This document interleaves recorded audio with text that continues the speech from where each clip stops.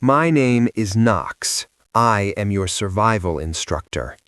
3 months ago, the grid went down. Not for a day, not for a week, permanently. No electricity, no water lines, no government, no order. The cities became graveyards within the first 2 weeks. Most people died waiting for help that never came. But some people didn't wait. Some people were already living like the world had ended. The homeless. And now they're the ones teaching survival. Because while you were panicking about losing your Wi-Fi, they were perfecting skills that kept them alive when society still existed. Now that society is gone, they're thriving. And you're dying. So shut up and listen. Because the people you used to step over on the sidewalk now know more about surviving this nightmare than you ever will. The city is dead. Buildings are hollow. Streets are cracked and flooded with trash. Fires burn in oil drums. The smell of rot hangs in the air like a blanket. Most survivors huddle in their apartments, waiting for rescue that's never coming.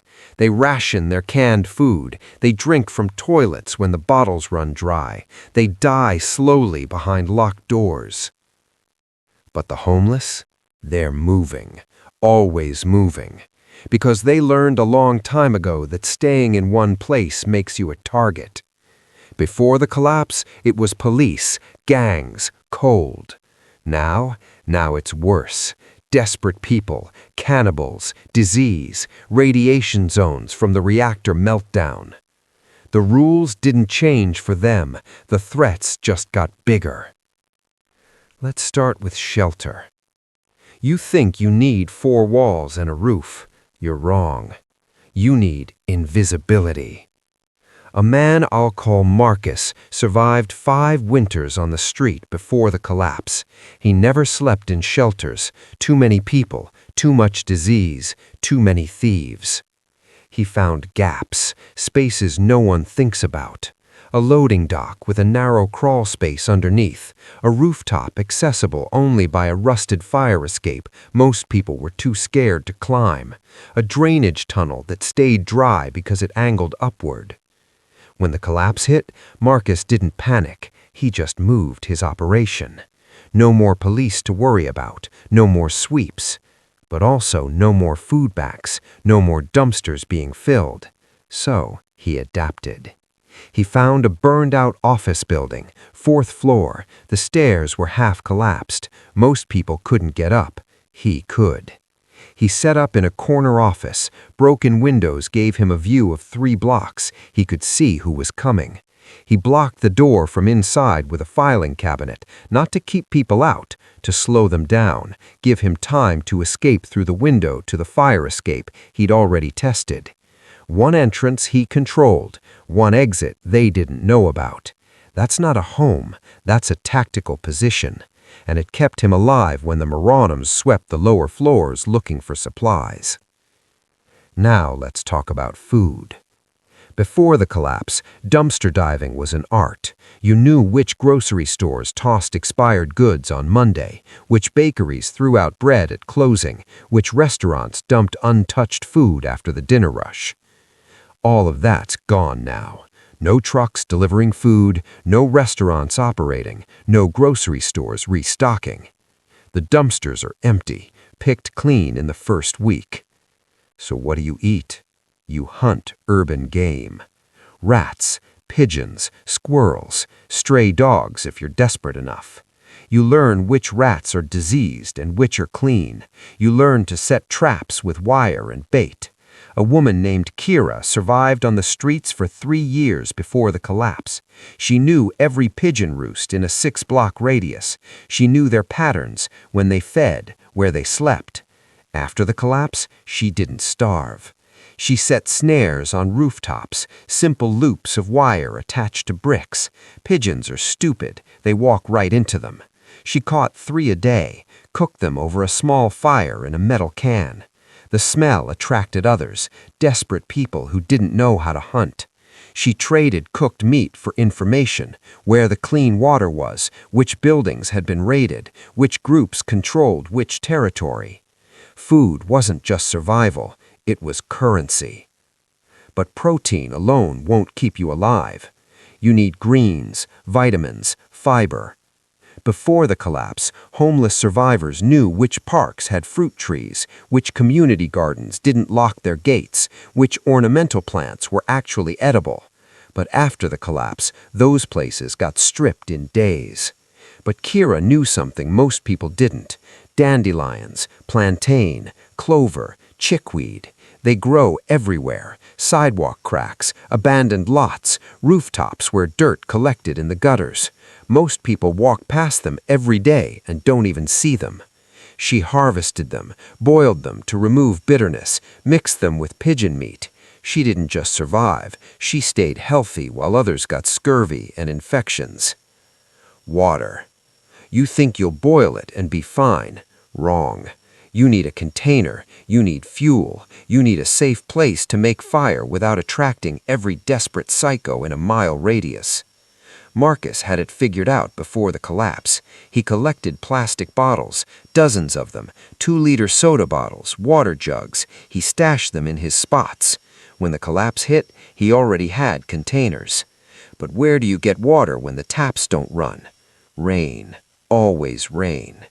He set up a system on the rooftop, plastic sheeting angled into a gutter, gutter funneled into a barrel, barrel had a spigot, gravity-fed filtration through sand and gravel he scavenged from a construction site. Was it perfect? No. Did it keep him from dying of dysentery? Yes. But rain isn't consistent, so he learned the backup sources. Office buildings still had water in the pipes. Not much, but if you opened the right valve in the basement, you could get a trickle. Some buildings had rooftop water tanks. Most people didn't know they existed. Marcus did. He climbed, he siphoned, he stored. And when others were killing each other over a case of bottled water, he was sitting on 30 gallons. Clothing. You think you need a winter coat and boots. You're right, but you're not going to find them in stores. Stores got looted in the first 72 hours. Everything useful is gone. So where do you get warm clothes in a dead city winter? You take them from the dead. I'm not joking. Bodies freeze in winter. Their clothes are still good. A man freezes in an alley. You don't rob him, you salvage. His coat, his boots, his gloves. You're not a monster. You're a survivor. And that coat is going to keep you alive when the temperature drops to 10 below. Kiera learned this early. She also learned layering. Newspaper under your shirt, plastic bags under your socks, cardboard inside your shoes, trash bag as a windbreaker. You don't look human. You look like a walking garbage pile. Good. People avoid you. And avoiding people keeps you alive. Hygiene. You think it doesn't matter anymore. You're wrong. Infection kills more people than violence in a collapse. A small cut gets infected. You have no antibiotics. It spreads. You get sepsis. You die screaming. So you stay clean. But how? No running water, no soap, no showers. Public restrooms still exist. The water doesn't run, but sometimes there's still residual pressure in the pipes, enough for a trickle. You use that. You wash your hands, your face, your feet. You keep wounds covered. You change bandages. Marcus carried a small bottle of rubbing alcohol he scavenged from a looted pharmacy. He cleaned every cut immediately. He didn't get infected. 3 guys in his building did. They died slow. Safety. This is where it gets ugly. Before the collapse, homeless survivors avoided conflict. You walked away. You de-escalated. You made yourself non-threatening. After the collapse, same rules, but higher stakes. You don't fight unless you have no choice. Because even if you win, you might get hurt. And getting hurt means infection. Infection means death. So you avoid, you hide, you run. A gang rolls through your block looking for supplies. You don't defend your territory, you fade. You go 3 blocks over. You wait. You come back when they're gone. Pride doesn't keep you alive. Cowardice does. But sometimes you can't avoid it. Sometimes they corner you. Sometimes they want what you have, and they're not leaving without it. What do? You make a calculation. Is what they want worth your life? Your food? Give it to them. Your water? Give it to them. Your shelter spot? Give it to them. You can find another. But if they want you, if they're not just robbing you but taking you, then you fight. Not with strength, with surprise. Homeless survivors know this. You carry something sharp, not a knife, too obvious. A screwdriver, a broken bottle, something that doesn't look like a weapon until it is. You don't fight fair. You go for the eyes, the throat, the groin. You make it cost them more than you're worth. And then you run. Community. You think the apocalypse makes everyone a lone wolf. It doesn't. Smart survivors find others. Not a gang, not a compound, just people they see regularly, people they trade with, people they trust enough to share information. This building has clean water. That block is controlled by a crew that kills on sight. This alley is a safe route. That overpass is a radiation zone. You don't form a group, you form a network. Loose, informal, deniable. Marcus knew 6 people.